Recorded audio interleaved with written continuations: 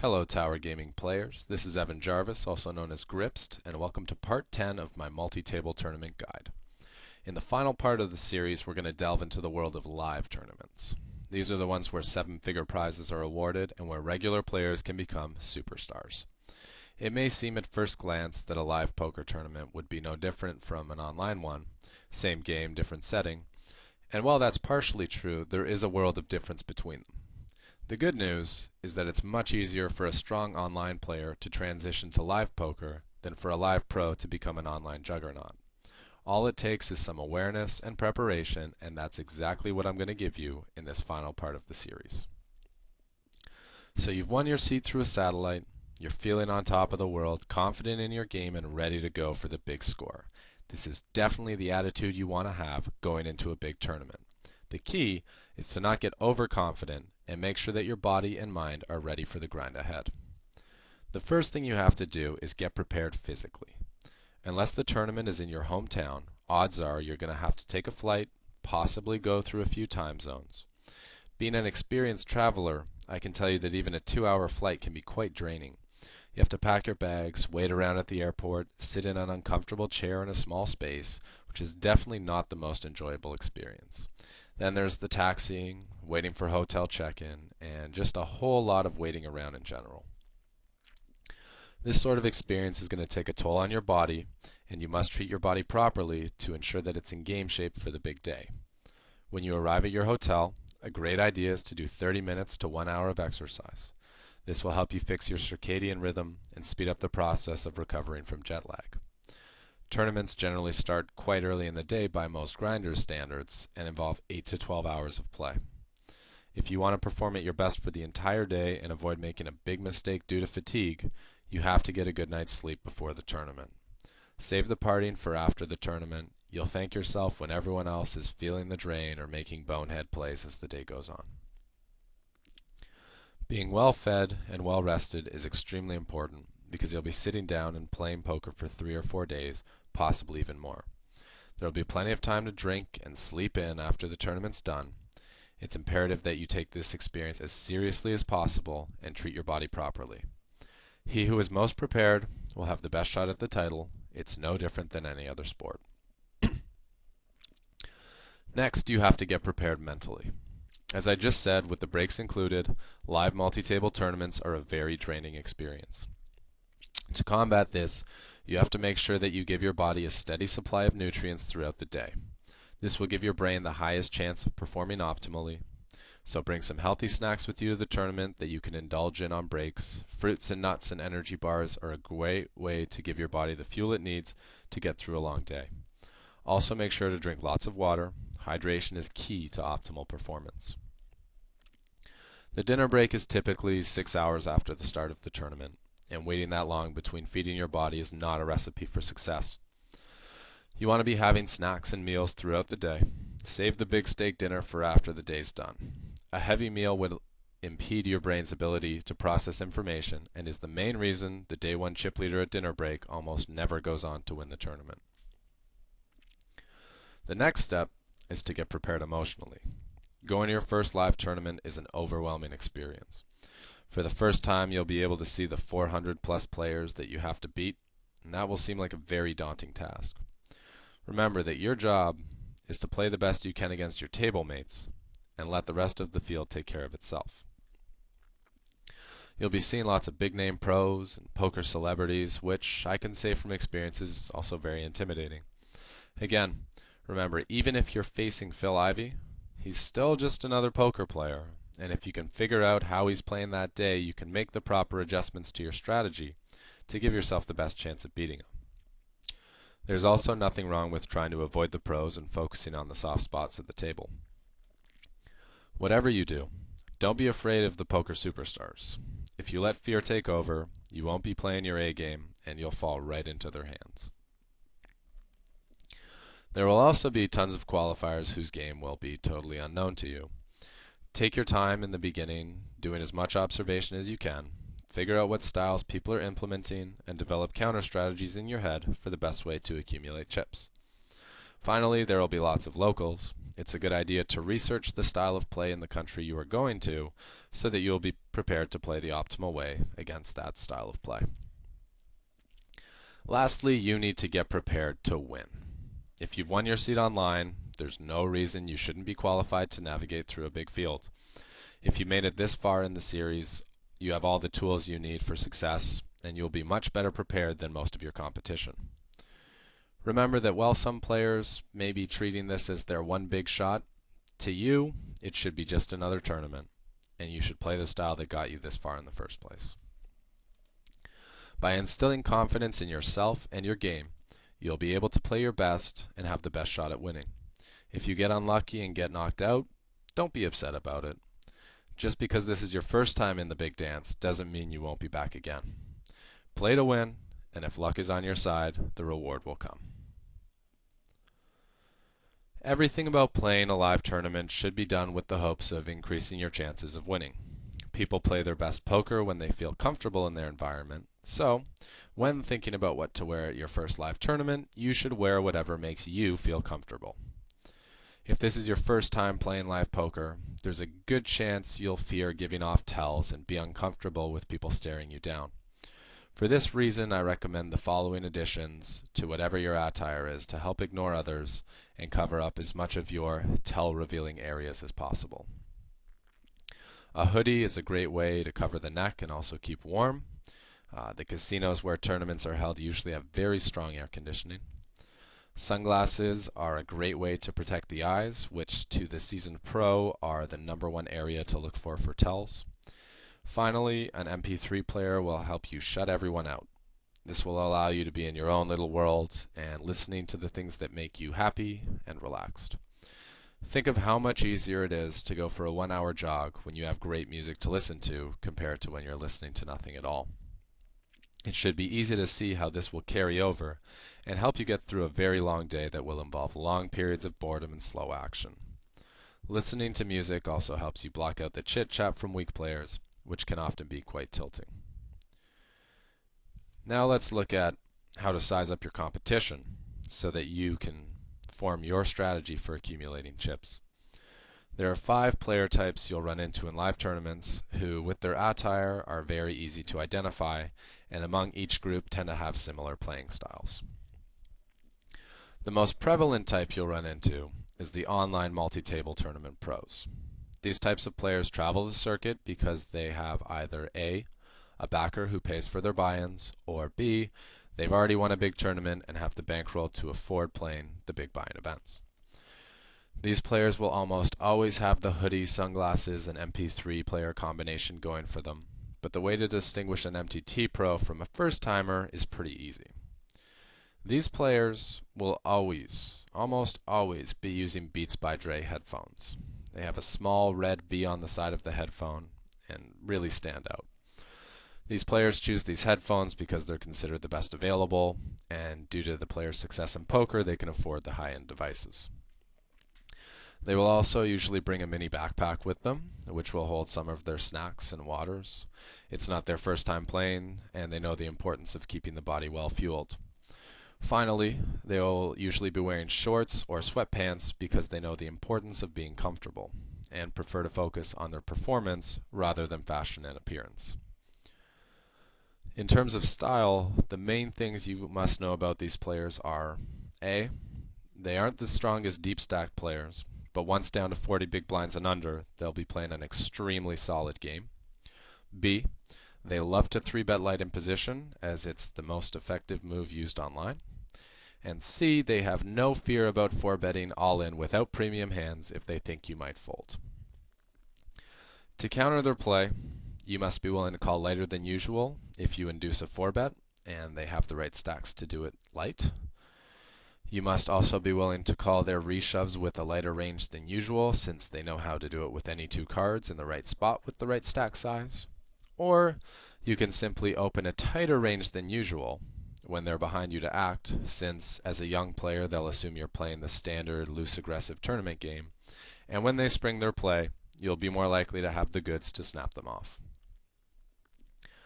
Live pros are the easiest type of player to spot.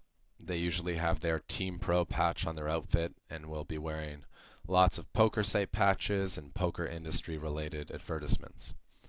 These players have lots of money, and it'll show in their attire.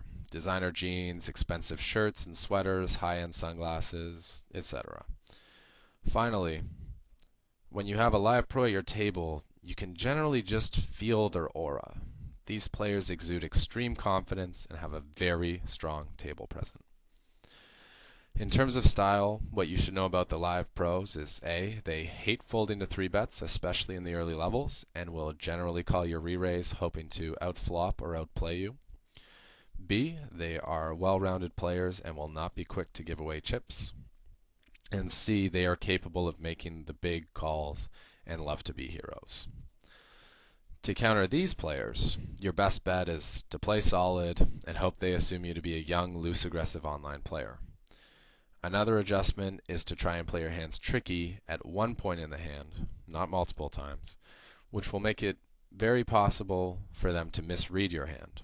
They always think about what you're representing, and if nothing makes sense, they lean towards calling rather than folding. Keep in mind that for the most part, live pros play straightforward and don't do a whole lot of bluffing. Don't convince yourself that they are making a play simply because they're a live pro, and you'll avoid a whole world of pain. Next, we have the gamblers, which will be one of your 3 main sources of chips. These player types are usually sports bettors, self-made millionaires who bet big on the table games, or people who have acquired a lot of money via typically illegal activities. These players make a lot of money and in turn spend a lot of money, which will show in their appearance. They really like to flaunt their wealth, which means they'll have designer clothing, lots of blingy jewelry such as diamond-studded watches, diamond bracelets, big earrings, and gold or platinum chains. Again, they care a lot about appearance and will often have gelled or greasy hair. Think of the classic Italian gangster look. These players like to gamble, as their name suggests, and therefore will not have much issue with calling big pre-flop bets to take a flop and see what happens. They're willing to call big bets with draws in the hopes of cracking you, and are very willing to push all in with draws, even if it's only a naked flush draw or a straight draw. In the early stages, you should be value betting heavily with your strong hands, as these guys love to call. Trapping with your super big hands, because these players love to bluff when you show weakness, and not going out of your way to get involved with marginal holdings against them. As the tournament goes on, and they get more short stacked, their real weakness will come out.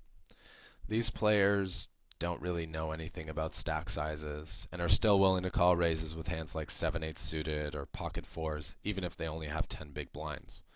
They'll hope to hit the flop, and if they miss, they'll still let the hand go, even though they've committed a huge amount of their stack. These players also think that they're short stacked when they're really not, and will often do things like shove in 20 big blinds with king-jack offsuit from early position because the hand looks good, and it's the first good hand they've seen in hours, and they feel like it's time to double up or go home. Against these players, when they get short, play premium hands and wait for them to crack. They will give away all their chips. It's just a matter of time. Just hope that you're the one holding the goods when they feel like it's time to shovel the money in. Another great source of chips are older players. When I say this, I'm talking about late 50s and older. These players are, of course, very easy to identify due to their gray hair and the way they talk. Seniors are old school players. They learned how to play back in the day, and most of them never changed their style. Their game is characterized by waiting for premium hands and staying out of trouble. In the early stages, the best way to get chips from them is to call their opens with speculative hands and hope to flop 2 pairs or better. Since they have to wait so long between getting premium hands, they have a lot of difficulty folding them, even when they're facing raises on the flop and turn. To this day, I have never seen a player over the age of 50 fold pocket aces after the flop. So if you can see a flop cheap against their strong raising range and get lucky, there's a very good chance you'll take their whole stack. Against these players, there's no reason to slow play. Make your move before the board gets scary so that they'll be unable to let go of their big pair. These players also like to defend their blinds in the early levels, but only play to the river with very strong hands. This means that continuation betting in position and heads-up pots will work 2/3 of the time, and barreling on scare cards will work an insane amount of the time. These guys love to put players on ace-king, so whenever that ace or king comes on the turn and you bet, they are likely to give you credit. Just know that if this player raises you at any point in the hand, and I'm talking raise in position or check raises you on the flop, you should be letting one pair go even if it's an overpair. These guys just simply don't have what it takes to make this play without two pairs or better. And it will be very easy to gauge their hand strength and to gauge your relative hand strength against them and not give them the action when they actually outflop you. As the tournament gets deep, these players' blinds become a goldmine. When they feel short stacked, they will revert back to their strategy of waiting for premium hands to play. Since those hands only come along 10 to 15% of the time, you can happily attack their blinds, knowing that they'll be folding a huge percentage of the time. Don't, however, call their reships light. Due to the fact that they don't know about stack sizes, if they re-raise all in on your open from the blind, it's not because they're trying to defend and counter your strategy. It's because they probably picked up a pair of nines or better, or ace-king. Simple as that.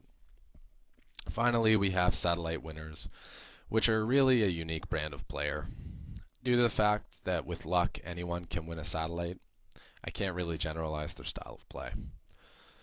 To identify these players, look for poker site logos from names you don't recognize, because all sites run satellites to live events, and a general level of uncomfort with the whole live poker setting. There's a good chance that for a satellite winner from a small site, it's their first time playing live poker too. Against these players, you really just have to pay attention to how they're playing to figure out a counter strategy to their style. Odds are they will be making some major mistakes and have some big leaks, and it's up to you to identify where they're making their mistakes and adjust accordingly. These players are a good source of chips if you can figure them out. Just don't be in a rush to try and get involved with them until you have a good feel for their game. Now that you know how to prepare, how to size up your competition, and what to wear, let's look at how you should be acting in a live tournament setting. Phil Hellmuth has won 11 World Series of Poker bracelets, and it wasn't by fluke. He is a master at gathering information on his opponents and using tells to make the best decisions. All experienced players know how to use tells to some extent, so for a new player, the best way not to get taken advantage of is simple. To project no information, conceal, don't reveal. The easiest way to act at a live tournament to remain comfortable is to not interact with your opponents whatsoever. Put your hood up, throw on the sunglasses, and start bumping your music. If you're in your own zone, you're not a source of information to the pros, and they'll ignore you and look to other players to get tells. You're just not worth their time. This will allow you the best chance to play your game confidently and pretend like you're just playing a regular online poker tournament behind your computer screen in your pajamas at home. Remember, if they can't see any of your tell revealing areas, they can't gain any information from you beyond your betting patterns, and by now you should know how to mix up your play and disguise your hands well in that regard. If you're a more sociable person, that's okay too. Say hi to your opponents, make casual conversation, try to make everyone feel comfortable. A happy table is a gambling table, and if your opponents genuinely like you, they'll be less eager to try to knock you out from the tournament. If you're going to take this approach, however, do not give information regarding your poker experience. Do not answer questions such as what limits do you play, how often do you play, how did you qualify, and where did you play poker. Players ask these questions so they can figure out what stereotypical style of play fits with the type of competition you face on a daily basis, and in turn, implement the proper counter strategies. Your goal should always be to give away as little information as possible, and if you really feel the need to answer these types of questions, don't give an honest answer. Important things for getting you to the final table are the following. Drink lots of water, have snacks, and eat healthy. This will give you the energy you need to get through the day and play your best game. Focus on the ultimate goal that was introduced at the start of the series, making it to the final table and winning the tournament. I know it seems pretty unappealing to travel so far and get knocked out in the first hour or the first day, but if you're focusing on just getting to the next step, it means you're going to be passing up on opportunities to pick up chips and hurting your overall chances of getting the big score. Building on that, a lot of players really care about making it to dinner break or making it to day 2, just so they can say that they did it. This creates for artificial bubble scenarios where you can pick up some easy chips. If people are talking about what they want to get for dinner 20 minutes before dinner break, they're a prime candidate to apply the pressure on. If you notice someone keeps looking at the clock near the end of the day, they're clearly hoping to make it to the next day with whatever chips they have. Attack their blinds as if it was the bubble, and you will have a nice extra pile of chips to throw in your bag when the day wraps up. You also want to pay attention to people's demeanor at the table. If someone is now slouching that was very attentive before, after having lost a big pot, odds are they are giving up mentally and will be making some silly plays. Also, a lot of players overdo it on dinner break, come back to the table feeling sluggish and tired. This will also lead to some very poor play. It's your job to be on your A game throughout the tournament so that when people start slipping away from their A game, you can identify it and capitalize on it. It may not be Christmas every day, but there are a lot of gifts in live poker tournaments, so do whatever you can to be the player who picks up those free chip stacks so that you can use them later in the tournament to put pressure on your opponents. Now that you have all the information you need to prepare yourself, make the right adjustments, and give yourself the best chance at winning the event, you're pretty much ready to go out and play. But it's common knowledge that poker players prey on the weak. So, how can you go about hiding the fact that you've never played at a live tournament before? The following rules are mistakes that I see amateurs make all the time, which not only instantly identifies them as rookies or weak players, it can also lead to them misplaying a hand out of frustration and inducing tilt. Nobody likes to be told that what they did was wrong or stupid, or that they don't get to do what they wanted to do, and that they are forced to take a different action than they had planned. So, memorize the following rules so that you don't make the rookie mistakes, and so that you can label those who do as weak opponents. It is your responsibility to protect your hand. Either place a chip on top of your cards or use a card protector. If you leave your cards out there before looking at them, and the dealer thinks that you folded and mucks your hand, too bad, it was your responsibility. Even if you bet all in, and your cards get mucked accidentally, which happened at the first ever GSOP event, your hand is dead and your chips will be lost to the player who calls your all in with 2 cards. So please, please, please make sure that you protect your hand. At some casinos, if you show 1 card or both of your cards before the hand is over, it can be ruled a dead hand. I know it's fun to flip over your hand to try to get a read, but it's simply not worth the risk. Showing cards also gives away free information anyway, and for the most part, shouldn't be done. Keep your cards to yourself, unless your river bet gets called and it's time for a showdown. Another rule at all casinos is that you must show both cards to win the pot. Even if your kicker doesn't play, you still must show both cards. If you show the card that plays and muck the other one, once again your hand will be considered dead and you will be forced to surrender the pot. When it's time for the showdown, flip your cards face up in front of you and let the dealer handle the rest. If you try to throw them face up towards the middle and they accidentally end up one face down or both face down near the muck, your hand will be considered dead. So again, please be careful. If you put in 1 oversized chip without announcing anything, it is considered a call. Even if a player makes it 200 and you put in a 1K chip, you're not raising, you're calling. This is definitely the #1 mistake made by amateurs in live poker tournaments. If you want to raise, either say raise or put in more than 1 chip. An easy trick is to just add the smallest denomination chip to whatever you are planning to do. So in the case of the example I just mentioned, you'd put in a 1K chip along with a 25 chip, which would make your total raise 1025. Not a big difference in pot size, but guarantees that you get the raise-in that you wanted. Learning this rule too late is definitely the most frustrating thing for players and leads to serious tilt. Don't fall prey to the one chip rule. In poker, there is an invisible line that dictates action. Once a chip or chips cross that line, they are considered in play. If you want to see proof, watch this year's broadcast of the World Series of Poker and see what happened to Filippo Candio against Joseph Chong, where Mr. Chong had a set. He received a ruling he didn't like and ended up donkeying off a lot of extra chips on the hand when his initial intention was to simply fold on the turn. Don't move chips or cards forward unless you're intending to make a play. If you want to play with your chips while making a decision, make sure you are doing so behind your cards. In live poker, whatever is said goes. If you say raise, you are forced to make at least the minimum raise. If you say call as you put in a 3x raise, it will be deemed a call and you will have to take back the raising chips.